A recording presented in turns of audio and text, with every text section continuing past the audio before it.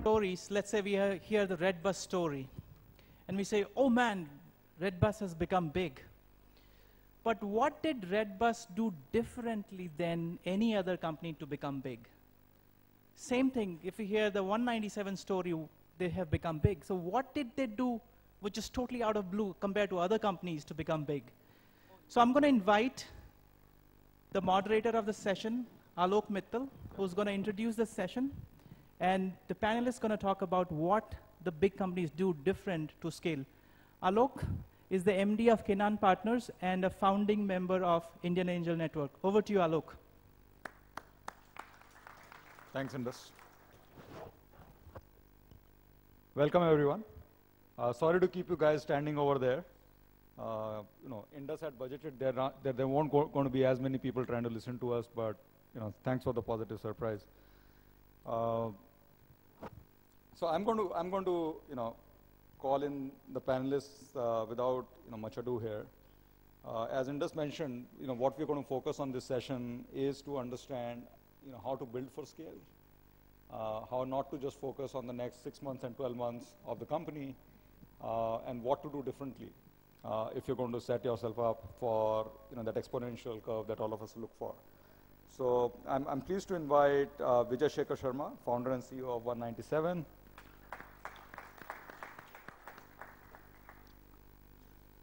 Funny, co-founder and CEO of Redbus. And BG Mahesh, founder and managing director of One India. So I just wanted to also get a little bit of sense of the audience here. How many of you are founders, co-founders of your own businesses? Just a show of hands. And how many of you started more than 3 years back? Okay. So I think this session is going to be relevant for us because I'm assuming that people who started their businesses a while back might have thought about scale. People who have started their businesses recently tend to think more about finding their first customer rather than how am I going to scale over the long term. And hopefully some of you are coming to that cusp of saying, how do I really create a large business here? So we'll open this up and start with Mahesh from One India. He'll give you a little overview of his business, but then more importantly, talk about what has enabled scale in their business. How do they think about scale now? And what are the challenges they are facing in creating a truly large company here? So Mahesh, over to you. Yeah, thank you, Alok. So you can hear me? Yeah. So One India is actually your largest language site, and as you know, India has like about 100 million users. To say that how big we are now, currently we have like about 100 million page views every month on the web, and the mobile, which we started about a year ago, we have every month about 27 million page views a month. So the challenge we have now is that the revenue we are actually having now is mainly from the web and not from the mobile. So the reasons of the growth which we have, in spite of we not spending anything on the marketing, is simply actually because the penetration in India has grown, the literacy has grown, and there has been a need for the language content. As you can see in the print medium, the TV medium, everywhere the language space has done well across the world. The the print has been shrinking, and it's only in India it has been actually growing, especially in the language space. So pretty much I would say that's where we are today. Yeah. So Mahesh, wanted to get one sense from you, right? And you've been around for a while now. Yes. Entrepreneurs tend to think of opportunities in terms of finding their next customer, next customer, next customer. At some point you say the timing is right for me. Yeah. Right? And I wanted to understand over the last 10 years and as you move forward, what has been the sense of timing on saying now is the time to scale, right? So you mentioned your web versus mobile access. That seems to have shifted tremendously in favor of mobile access, which is a relatively recent phenomena, right? How does an entrepreneur judge that now is the right time? So the difficult part, as I said, is, are you interested to increase your base, or you want to increase your your monetization? So if you see in the mobile space, our reach has increased well, okay, but we haven't been able to increase our the monetization, because we have one more revenue stream from the web. We were able to invest and actually grow into the mobile space.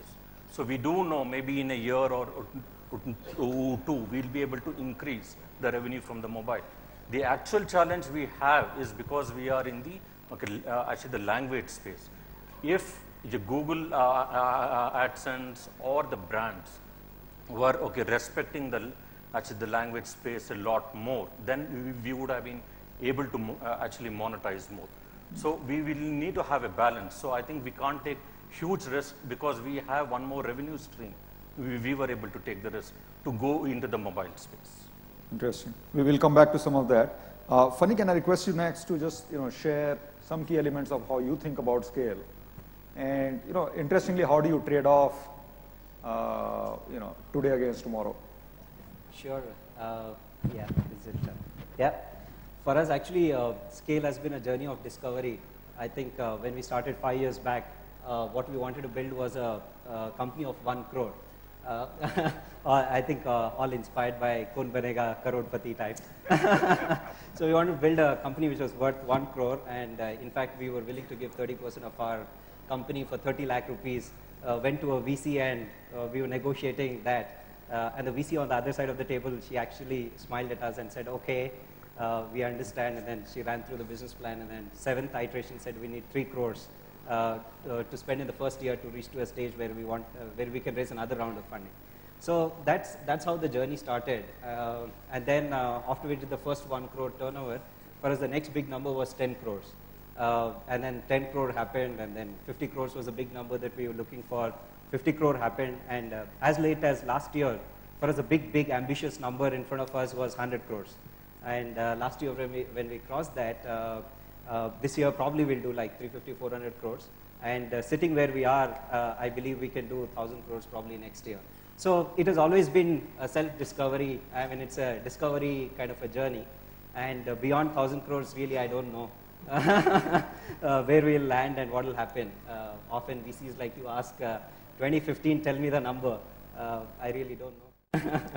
But how do you build for that, right? So take 12 months prior and where you will be 12 months from now. Yeah. There's a 24-month time horizon. You're expanding by more than 10 times. Yeah. Right. What do you do in a business to make sure that you're ready for that scale, and you're not left with a situation where there's enough demand in the market, but your systems just don't allow you to fulfill that demand? Yeah.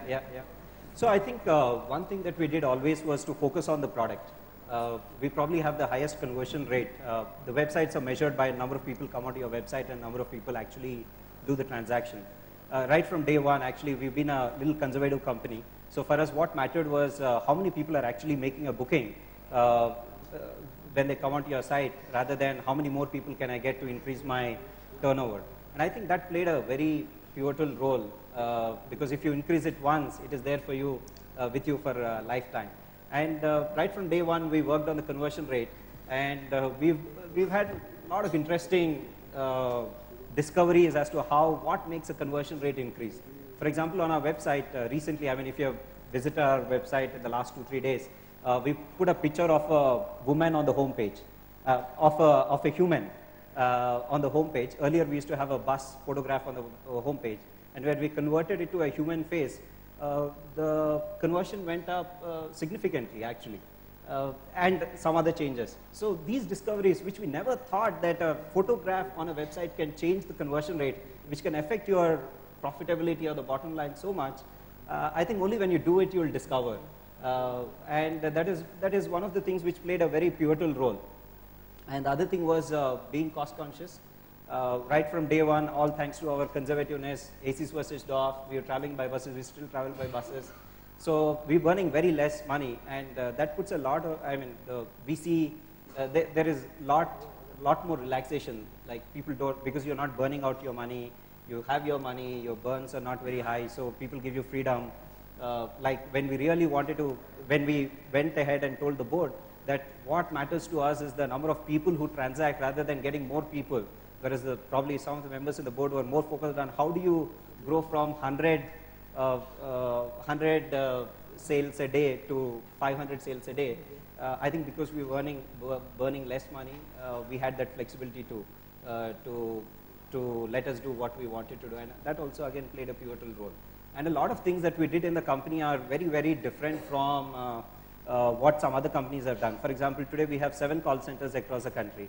30% of our sales come from cash on delivery. Actually, the whole travel, I mean, our generation, like the companies like ours, they're called OTAs, online travel agents. So a lot of people look at us and say, okay, you're an OTA, and your efficiencies and your scale and your profitability comes because you are on internet, because you don't have to take retail space, and because you can reach out to every corner of the country, and hence customers come back and buy with you and etc. Less cost of running the show. But we did we did a little counter to that. When we started right from day one, we said we are travel agents who leverage technology in the back end. So we had our website, we had our call centers, in fact we had our outlets running, like pretty much like any other travel agent.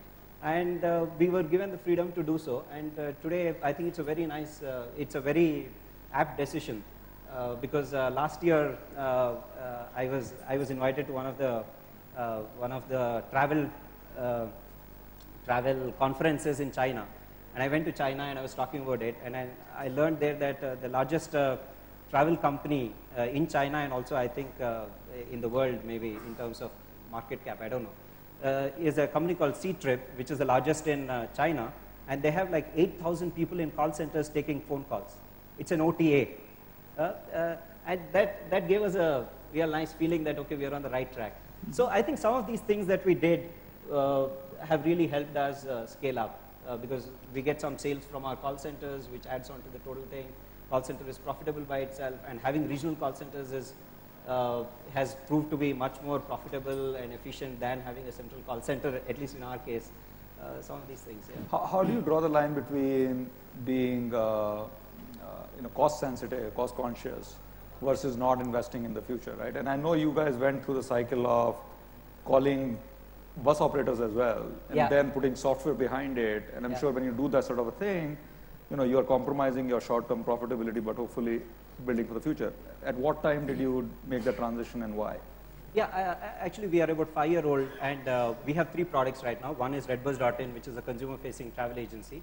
And then we have another product called BOSS, which stands for Bus Operator Software System. It's a software which is given to the bus operators as ERP for them to run their operations, and because of which we get real-time access to their inventory. And the third product is called SeatSeller, which is a GDS of bus ticketing, which means which powers many travel agents, even some sites like Rediff and Yatra and etc. So somebody goes and books a bus ticket there, it's actually powered through our backend.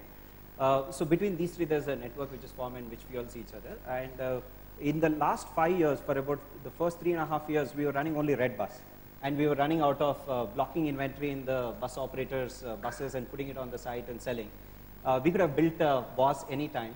But I mean, all thanks to the advice that we got from the mentors and the board members, that the most difficult part in a business is to actually sell. And to create a software is not so difficult. So actually they oriented us to say, number one thing you do day in and day out is sell, which is our Redbus side, sell to the consumers. So we put all the bandwidth that would have required to create a BOSS and a SeatSeller to actually work on Redbus. And first 3.5 years, we gained a lot of momentum from the consumer side. And once the momentum was there, BOSS was a kind of a backward integration to fuel that up further. So when we gave BOSS, actually we had one of the biggest growths in the last 2-3 years. And it's also partially because of BOSS, where a large number of bus operators were aggregated overnight and the inventory was available real time. Yeah, so how did we take that decision of investing in future? I think, I mean, when you walk the path, I think we just discovered, say that, okay, now is the time to do it. I really don't know. We didn't set up a milestone saying, okay, when we do this much, we will go and create BOSS. Yeah. Sure. Vijay Shekhar Sharma, founder and CEO of One97. Over to you. Well, Yes. yeah. So I started on a very different journey actually. I had the internet thing going on in end of 2000. The world 9/11 happened. I crashed out of that, and I had so-called consumer internet business, which didn't have any value because there was no revenue monetization. I actually had a people search going on internet called 197.com, like 411.com in US. So you could put the phone number and get the address of the guy. Now, interestingly, a telecom operator invited me to say, can you give us the content which you have here? Because people give each other missed calls. And those days, incoming calls were paid for 4 rupees or higher amounts depending on what tariff plan you have. So people used to give each other a missed call. So you have a number, but you don't know whom to call back. You have to call back. I got a call from this number. Who's this? Versus they were asking, they got somebody to create a service where you could send an SMS off a phone number and get back the address. I was like a content provider to that guy. That guy was, by the way, IB Saxena. Some of you might know him. So instead of making money on internet, I started making 100, 200, 500 rupees from this side.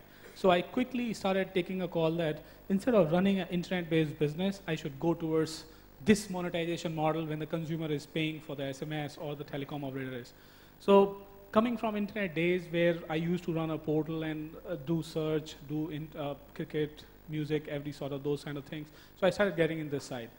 And once the first service that telecom operator gave me was live astrology service, which was you have Panditji sitting on this side, you have a computer, you get a call on a number, and they answer the phone call. So it was a human call center.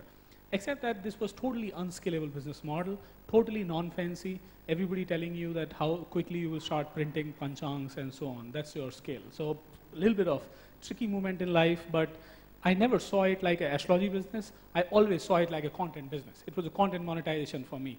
So in my mind, I always had a question that which will be the day when I'll move on from these human-based systems to an online or a machine-based system.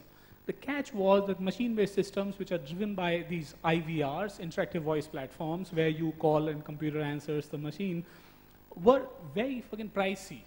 I mean, first of all, the customer whom we call telecom operator used to buy from predefined juggernauts who were very bad in product management and content management. So you couldn't even break through this business model.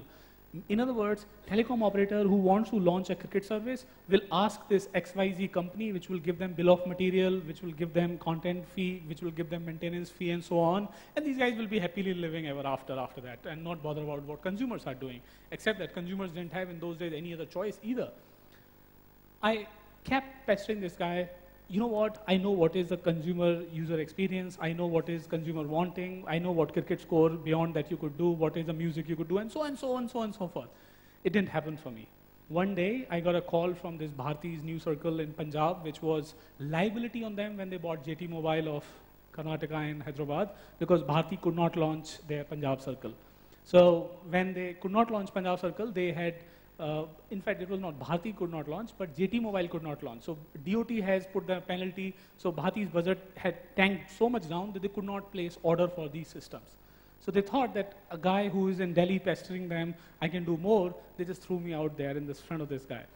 Now, in my mind, I had all the aspiration to grow my business from astrology to some other services, except that when I was sitting in this front of this guy, he says that he heard my pitch, listen to the story, how much I bother about consumer experience, how much I love about what consumers know, except that he said after that, but how much does it cost? I said 16 lakh rupees per unit. I knew it's 12 lakh rupees for me to source, by the way.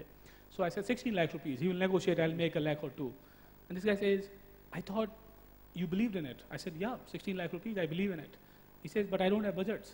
So why did you invite me here? But you believed in it, right? I said, yeah, I do. I think there is an audience for it. He said, why don't we do one thing? We split the money, 50-50, whatever I make, keep your machine, keep your application, keep your content on your side, and then put a business model in which we'll do 50-50. Guys, that was the movement this industry called value-added services, content-based industry, was built on a business model which was pure revenue share. From that day onwards, and I accepted that, I went back in Delhi, and I got the arbitration done. I hired a guy to lease me computer and so on. Journey goes on. So quickly from human-based system, I was into this physical computer-based system. Now I started getting calls. Except the system was very fucking costly. I told you 12 lakh rupees and so on. And especially a person who's putting his own money, it is costly, right? And you have to have co-curricular expenses, content expenses, people expenses, and so on. Lucky for me, I had launched music in Punjab. You know what I mean? So in third month of operations, when the Bharti launched as a circle, I still remember it was February month they launched. In the month of June, July, I had break-even done. In other words, my monthly rental that I was paying for that server, which I did not buy at a capex, I build, operate, run sort of model, I put it again at the back of me. I was breaking even and I built this business. Bad luck for me will arrive very soon in the corner that I started putting few more servers, few more circles. This guy one day pulled all these machines because he said that you don't pay me in time. So I reached a journey where I know the business model of putting these platforms, making money on top of it by running content services, and now my platform provider has pulled me out of this. This is the moment one of my competition coming out of Bangalore city, namely Infosys incubated company, also walked into the business and takes over all the business that I do. So now I have a business model understanding which is taken over by my competition, and I don't even have one server's capital. I only have outstanding in the market, like a momentary lapse of reasoning there. Okay, so life moves on. I decided on that day, one day I will own the largest voice platform in this country. By the second, I'll make millions of rupees and dollars wishfully one day. Today, we have a couple of 100,000 ports that are deployed, and we handle more than 2 billion calls a week. Every call is paid for. And today's, we make more than hundreds of crores of profit every year today, that's run rate.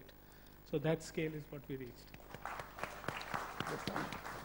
Vidya, tell me, you seem to have reinvented the company 2 or 3 times, right? And the last one that, the last one so far is your move into incubating other businesses, right? Now, very interesting from a business strategy standpoint, large companies are seen to invest and incubate businesses. Where does a startup go and start incubating businesses? But equally interesting from a timing standpoint, right? When do you decide that you want to do something like that? Why not 3 years earlier? Why not 3 years later? It's very simple. So if you start creating cash flow, positive cash flow, and then cash flows in hundreds of crores, what do you do with it? Then even God won't help them do those things. So I decided that the best thing, I went to my investors was, let's start acquiring companies. We have money, we have understanding of world, we can do it much better, execute some more people. Let's start making really, really big. Let's hit the $1 billion mark much faster than anybody else. They said, Vidya, you're a really nice guy, you're a young guy, you don't even have a clue how to maintain a growth, you're maintaining your own growth very well, you have a team, you don't know what are the problems and nuances of acquiring a company. So they probably immediately rejected the idea of acquiring a company. Why do you want to acquire a company? I said, because these businesses which I'm doing, I think there are many auxiliary businesses, like parallel businesses, considering the mobile is at the center of the world today, are being made at this point of time, and I probably wish that we could put our hand and feet into this. Why do you want to do this? Why do you want to acquire somebody else's liability and run it on your own? Get inspiring entrepreneurs on your side, give them money who could not raise money like you in the early days, put that money to their use, give your network access and so on, and for yourself build another product vertical. Probably you will help them take go-to-market. You probably over the period can acquire those companies. You can probably do your own product vertical based on a much superior guy versus a guy who's losing their steam. Why give exit to people instead of make your team grow your team by investing in your companies? Guys, this is too good a session. Both of you are telling me you followed the advice of your investors? In your life, so I have a simple philosophy. If you think you know it all, even God doesn't want to teach you anything. If you say that I do not know it all, even your investor wants to teach you a lot of things. so in my case, so let me just tell you guys, I got out of college in '98. I never went to college back again. I was supply guy, you know, the guy who takes tough time to get out of college because he was so busy doing computer center. So I always craved the company of intelligent people around me. I swear on God, I mean it as literally as that you can go to my company's website. It says, a company is worth the company it keeps. When you have a company of intelligent people, the only thing you want is, there is nothing to reverse osmosis, right? There is no intelligence you can give, you can only get. So, so that happened, and I'll just interestingly tell you one interesting fact now that investor conversation is happening, which was, so I said that we have this, we'll put aside 20 crore to invest. That's like 5 mil. And this guy says, oh wow, that's good amount. Who'll bother about your $5 million fund sitting out of Delhi? So I said, how else I'll do this? And believe me, I really admire, appreciate, and respect and love so many words that I used in every single breath to my investors. They put a check off that we'll commit $100 million to you so that you can commit a $100 million fund. That's exactly what it is. I keep raising my 10 and 20 million, but I have a commitment to invest in case I have that entity there. That's great. That's great. So why don't we open this up a little bit? I have a few other questions for the panel, but I'll reserve them and just give you guys some priority on asking questions to this panel. Go ahead. If you can just maybe stand up for the benefit of the rest of the audience, and we have a mic going out. So what is your customer acquisition strategy, given that before Redbus, there were many others who had tried, their luck with a similar model. Now you went ahead and your execution was great, but also what was your customer acquisition strategy the early days? Okay, in the really early days, I think yeah, we were at the software parks distributing pamphlets, and actually the first few customers that really worked very well for us because we were distributing the pamphlets ourselves. So when you introduce a new concept, right, the customers when they pick up your pamphlet, they have a lot of questions. Can I trust my credit card? I've never bought bus tickets. Who are your partners? Which bus operators? Is my seat assured? Who will help me if I have a problem? Like tons of questions because it's the first time that we are asking somebody to book a bus ticket on internet, right? When they had all these questions, because we were distributing the pamphlets ourselves, we could answer most of those questions, almost all of those questions. And that filled a lot of confidence in the person who picked up the pamphlet to give it a try. And there were other things also. There was an emotional part of it because we were software engineers ourselves, and we could emotionally relate to them. So they would think that, okay, just the last week he was on the other side of the gate, and we were now on this side of the gate in that heat, sun, standing along with our other credit card distribution people that were handling this. That emotional part also really helped. And the third one is when we gave that pamphlet, along with that we also gave our visiting card, which had the phone number and the name and etc. and all. And that is a real big high because the person goes and talks about it. He goes and says, oh, I met this founder. I mean, for anybody who is on the other side of the gate, right? I mean, whichever size of the company, a founder of a company is a founder of a company, right? So they would go, right? So they would go back into their cubicles. This is during lunch where they come out for walk. So when they go back to their cubicle, they discuss with their friends, say, I met this company. And because they're talking about it, they're propagating, they're the propagators, they talk high about it. So I met this company, yeah, they have all the bus operators, they have all the credit card agencies, etc. and all that, and they push their colleagues to start booking or promoting it. And that was really, really powerful because now I learn that we've been talking to some of the marketing agencies, so they say, okay, we'll insert your pamphlet in newspapers, we'll put it in so many locations, and then one critical metric there is a pass-on metric, I mean a pass-on ratio or something like that. Now I believe that our pass-on ratio was very, very high because 1%, like the way the pass-on ratio is measured is if the head of the family, the father looks at the newspaper, then he reads it and does he pass it on to his son or his wife or ABC XYZ. So your content has to be such that it passes on to the whole of the family, and that is a very good ad. So what was on that pamphlet? Was it a picture of a bus or? No. It was not a pamphlet. It was a, yeah. We were not that creative during those days. The people at Lux have gone this probably the reason that father gave it to the son. Yeah, so during those days, the person who took the thing went and gave it to all his teammates, so probably 10 of them, so the pass-on effect was much, much higher. And how do you think about traffic sourcing now, right? Because a lot of e-commerce businesses are logged in this SEM trap, right? Where you kind of, win your business today, kill today, eat today, and by the time you go home at night, you've got the same problem to solve tomorrow. How do you guys think about traffic sourcing more strategically, something that builds long-term asset to the company rather than just saying, I got my revenue today? I think we run a site called paytm.com. This is like a prepaid recharges for mobile, DTH, and so on. From the start, we found out there's a problem called, if you want to recharge, there were many obstacles to do those recharges. And we started cutting those obstacles. That's core of any product, right? When you want to do something, you just cut the obstacles that are there. And we kept doing it so many times, iterations, that even though there is no SEM for us, we are on page 3. Even though we do not know people click how many Google AdWords at the time when we give them, because that is not the traffic that we get. We did do some bit of radio, but overall what I've seen is, by reading social and by other media that we've seen, that people do this word of mouth. If you like it, you really want to feel happy about it. Incidentally, on a tweet share, we said, I loved the experience. I think that is what the critical on when you said design, graphics, and everything else is. And we put a question called, what do you like about it? They said, we just absolutely love the UI, user experience, and so on. Sometimes, in the race of acquiring customers, we probably forget or not put enough attention on something called experience or user experience layer.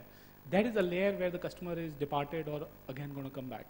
Sometimes we put jazzy graphics there, nice animation, UI, Ajax, whatever, but that's a critical most juncture, I'll say. Sure. Question here. There is a mic circulating, I believe, yeah.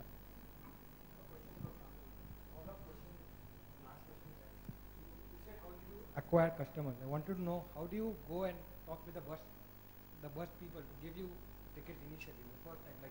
Yeah. Like it's very difficult for, I have tried something on my own and it's like very difficult to convince people to I mean, use going to the bus guys? Yeah. Don't tell me the bus guys, huh? You're going to be my competitor.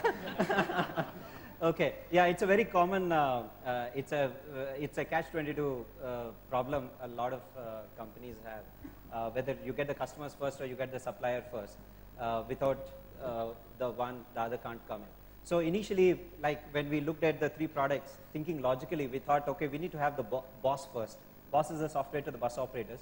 We thought, okay, we can go and give the software to the bus operators, and once they start using the software, only then we get access to inventory, then we can launch Redbus. Actually, the first set of code that we wrote was for BOSS. And then we created BOSS in 5 months of moonlighting.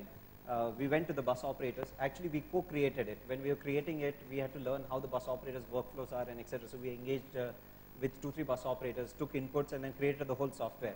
And when we went back to the same bus operators and said, here's the software, as per your specifications, why don't you start using it? Initially, we said, okay, there is X price to it. The bus operator said, okay, fine, I'll take it. And then 2 months passed by, he was not taking it. I mean, every week you go, he'd say next week, next week, next week. And the 2 months passed by and he didn't take. Then we said, okay, fine, we'll give you free. Why don't you use it? Even then, he was not using it. And that was the end of the idea. Because if the bus operator doesn't use the software, there is no way we can sell on internet. Because internet is, the inventory has to be available when the customer is there. The same seat number and the bus and etc. and all. So we didn't know what to do. That's when we went and approached TIE, the Indus Entrepreneurs Bangalore chapter. We presented our problem and then they gave us mentors, and the mentors actually helped us sail through this problem. They actually told us that we should probably solve the consumer side first. We should start Redbus first, and then that's where I said the most difficult problem is to actually sell. And once you sell, you have everything with you. And that's when we were oriented, and then the problem moved away from selling software to the bus operator to actually how do we get that inventory onto the site when the bus operator is not computerized. Then we came up with the idea saying we'll go and block inventory in the buses, maybe 2 seats, 4 seats, put that seats on the website and start selling. And actually, consumers thought, other than those 2 seats, everything else is sold in the bus.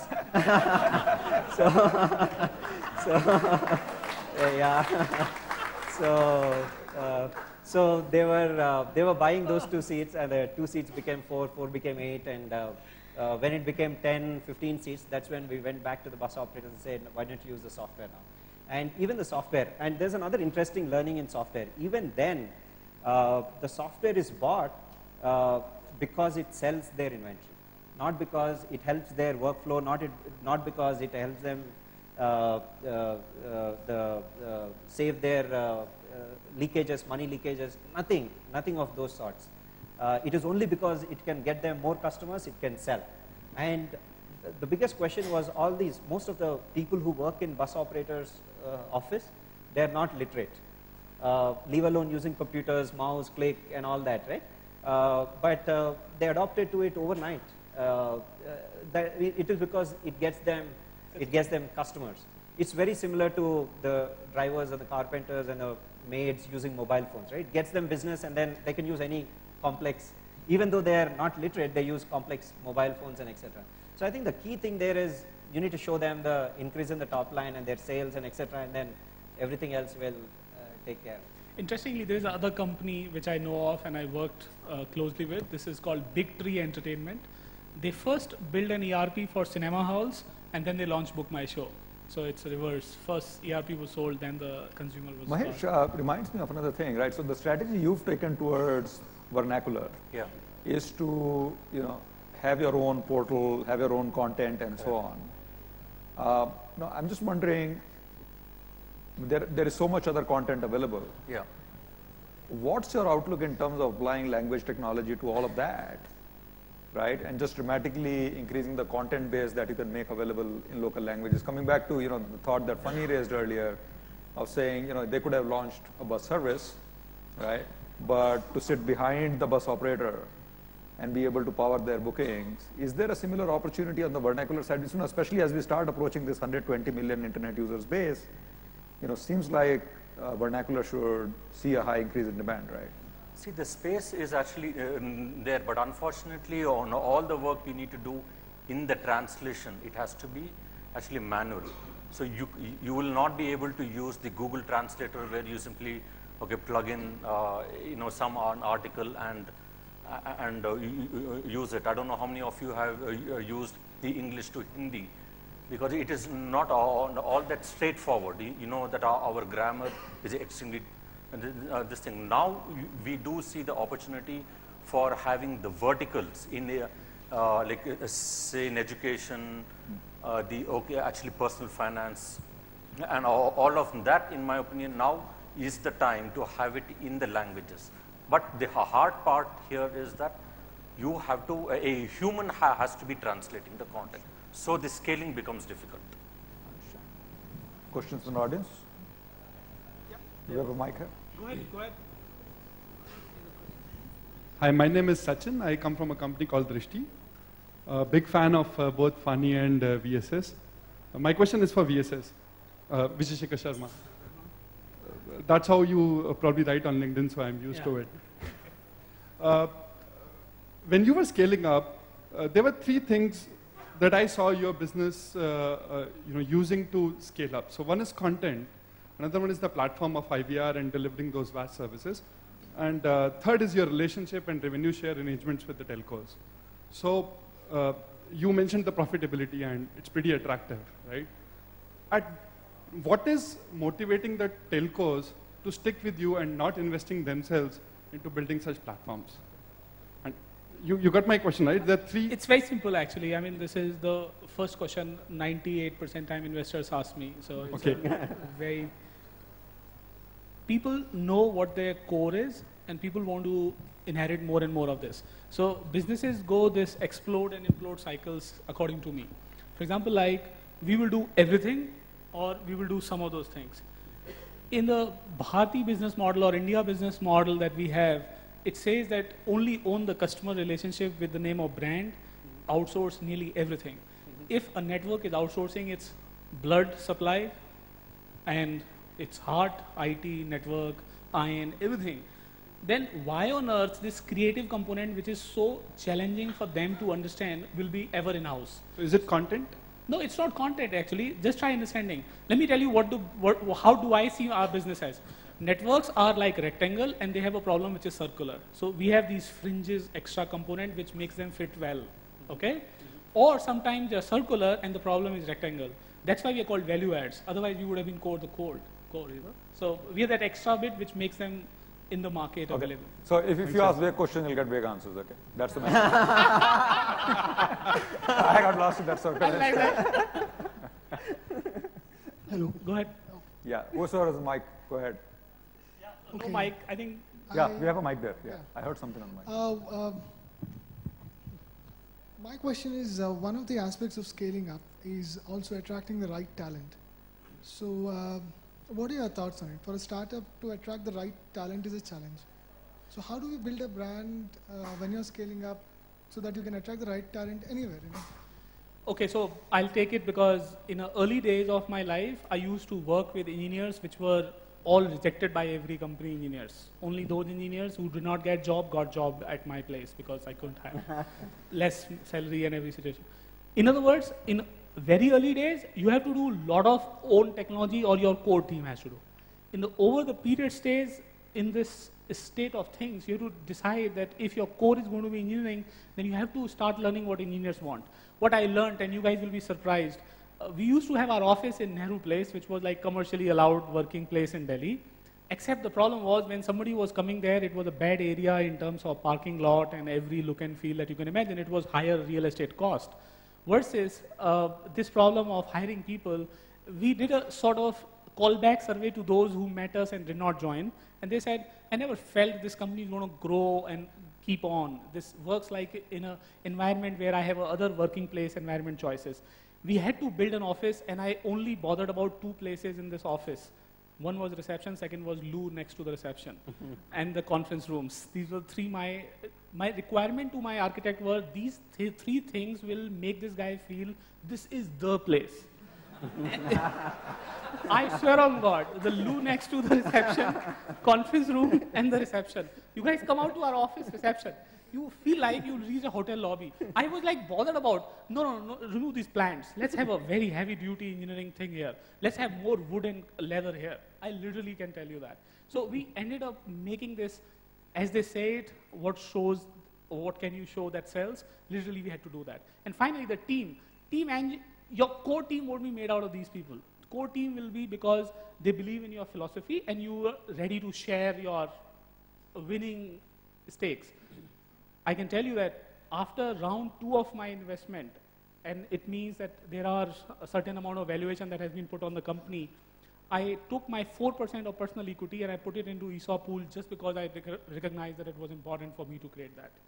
And I can tell you that internally, incidentally in Delhi side, you don't have people appreciating ESOPs. I don't know this side of the world what happens because people do, there is no much exit, right? So nobody can appreciate equity. I put a revenue share or a business model where your bonuses were in the ratio of the sales you would do, and internally to the team below. So you have to be creative again, as they say it, and then you have to build the incentive structure and the purpose structure both very well. Funny, I'd like you to come on that because I'm sure you didn't put leather sofas in the reception. Yeah. What did you do? Yeah. So there are 2 things that we did. One is when the person is there, hire him. When you come across a person who often we've hired people where there's no opening, but we just hired because he was available. And the recent one to hire is a COO. Now we have a COO. He was a head of circle for Airtel. He is set up the UP circle. When Airtel got licensed, he's the employee number 1 who went there and set it up, scaled it up. And then he was a president of, later he was a president of Tata Communications, the president of Tata Communications. And then we met him. He was very excited about startups and etc. We just met him somewhere, and we really didn't have any job opening for him. We couldn't afford his salaries. We couldn't even think of getting him on board. But he was excited. He was available. And then we said either you could take a CEO post or a COO post. And he said, no, I'm more happy to take a COO post. And then that's how he came on board. We didn't have a position, and we were looking around to match that. He was available, and hence we created a position. He's taken care of all my job now, and it is happening. You mean he blocked your promotion to executive chairman? I don't know what it means to me. I'll only know in future. But I think that strategy really helped, and we've done it repeatedly. The head of engineering, I met him like 4 years. I mean, almost just when we were starting. He was with a startup, and then we exchanged notes. He was in no mood to move out. Neither we were recruiting him. But I think about 8 months back, he just came to our office and said, do I have a position? And the co-founder was handling technology. He was the head of technology. And then we said, okay. And the co-founder moved out of it, and we created it for him. That's the second example that I can talk about. And one other example is early days. When we just set up, 3 months into the business, a person walked into our office and said, I've been thinking of this idea for so long. It has been 2 years since I've been thinking. The only difference between you and me is that you have started. So instead of starting now and competing with you, I want to join you and build a bigger thing. And we had no clue whether we should take him, not take him, what would he do. Like, I was doing the business development. I was going to bus operators and talking to him, and he has sales background. So he's the first one to replace me from my role. When I went and presented him to the investors, my VC, the first question VC asked is, what are you going to do if he's getting on board? But I think she knew the answer. So that's how it happens. So that is one series that keeps on happening to us very often. And the other series is, I know, personally I feel unless I'm like really convinced we don't recruit we are really convinced we don't recruit a person to a position, especially on the senior management. Like if you go to Mouthchat and look at Redbus's reviews, there was a phase before last year where there was like every 2 weeks there is a bad review on Mouthchat about Redbus. This failed, that failed, I called your call center. At one point in time, we had 40% abandoned calls in the call center. Like there is a 50% probability that your call is not picked up. We were going through a very bad phase, but we had the money in the bank. We could recruit anybody. We had some reputation. But for me to hire the head of operations was like an 8-month ordeal. I met so many people, but I don't know, for some reason I was not convinced. And ultimately, so that's another thing that we do when we are hiring, like really meet a lot of people unless you're really, really convinced when you're hiring for a position that you have. And that's another strategy which has helped us. So today, if you go down Mouthchat, actually there are positive reviews. It is completely turned around, and it's really, really worth it. That kind of a person, if you had hired anybody else, he would have blocked that position, and probably we would not have scaled. So those are two things I think we use. So if there's anyone from the organizers here for a moment, I'm seeing a red sign flash there which says time up. My clock says we've got 5 minutes. So, okay, thank you. There was a question. The lady is asking actually. Mr. Red. Mr. Red.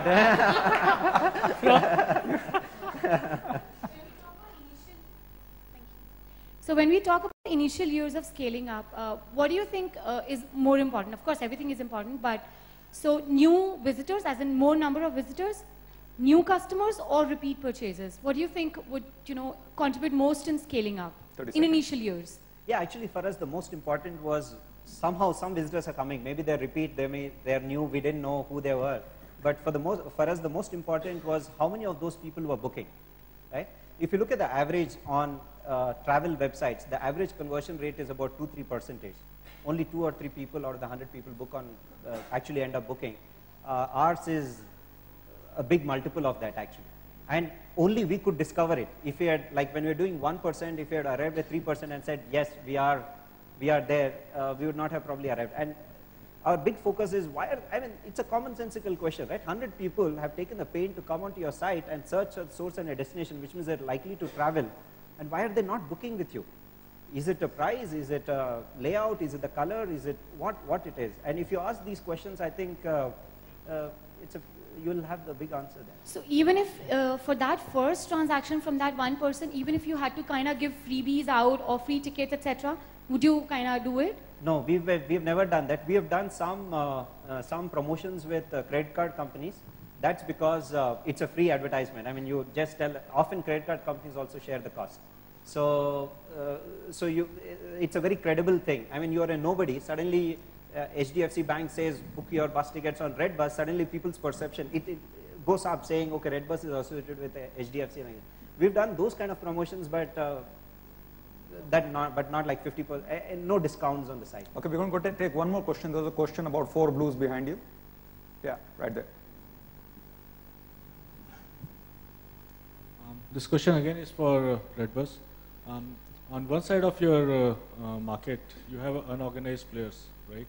The bus operators. A very pertinent problem that I see with them, with the unorganized market, is quite a lot of their revenue is not recognized, like officially, right? But when you bring in this kind of an organization, how do you tackle the reservations that you get, the extra effort that they need from your side? Yeah, actually that was one of the big element in our slide deck to the investor in the risks. So we were thinking, one perception is that the buses are run by rowdies and gundas, and it is all black market, it's all black money, it is not recognized, they don't pay taxes and all. They don't pay taxes, that's true. But when we started, the first few days we pay, bus operator asked us to pay them in cash. We don't bother how you collect the money, but you have to pay us in cash. There should be no record of it. And then we did that. Then slowly, when the volumes increased, we went back and said, we can't do, can we do check, can we do ABC, XYZ? Today, almost all the transactions that we have are bank transfers. It is all white money. People pay taxes. And the reason they pay taxes is because they are getting more and more money. See, at the end of the day, the bus operators also, they're like my uncles are also into business. They do unorganized business. I know them as person. They do not want to evade tax. They do not want to be the bad guy and a rowdy on the street, right? They're also nice people. Only thing is they probably don't make enough money, or they make enough money but they don't want to kind of spend and etc. But with bus operators, what happened is when we showed them that they can make more and more money, they were okay with converting it into white. Now all of them pay service tax, they pay income tax. They really don't care if they're making at the end of the year more money than they made last year, right? And that is really a good surprise for us. Okay, we're going to wind this up. I know there might be many more questions, and some of our panelists will be around after the session. So really one or two takeaways that I see here. Very often us as entrepreneurs have a tendency to try and answer the question of scale before really having enough of a flow business. Right, and I think that's one folly here. I got it. So I think one of the things that I'm observing here is put enough flow in the system, right, which gets everyone in the system, so all stakeholders aligned to saying there is value here, and then progressively try and answer the question of scale rather than trying to answer the question of scale prematurely. So I think as much as it hurts the business to not answer that question of scale, it might hurt the business to answer it too early. Very honestly, it is the investors who ask that how will it grow that level. And it is not the entrepreneur who ever want to bother about that. The entrepreneurs grow sequentially as it comes. Okay. But it is that investment round that requires scale conversation. Absolutely. So when investors ask you that question, show them the money, right? In Excel sheet. And I think the second element, really the takeaway for me is on the talent piece, right? So you have to make sure that you're bringing in talent maybe ahead of time. And that's really the sure way of setting this foundation. So with that, I want to thank our panelists here. Thank you for finding the time. Once again, a big round of applause to our panelists and our moderator. Request Indus Khethan from Bitsum Mobile to hand away the mementos to our panelists and our moderator. So before I hand over the mementos, I want to break a news to the audience here. It gives me immense pride to break this to you. So one of our panelists here has been recognized as a World Economic Forum Global Shaper of 2011.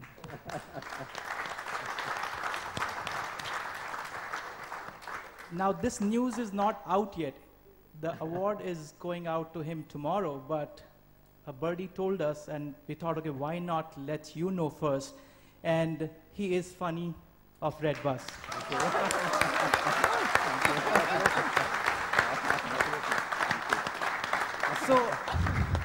So the point is that an internet entrepreneur looking for bus tickets for a Diwali trip is now a global shaper, a young leader trying to incubate other young leaders for the next 20 years of his life. Immense pride for us. Again, round of applause.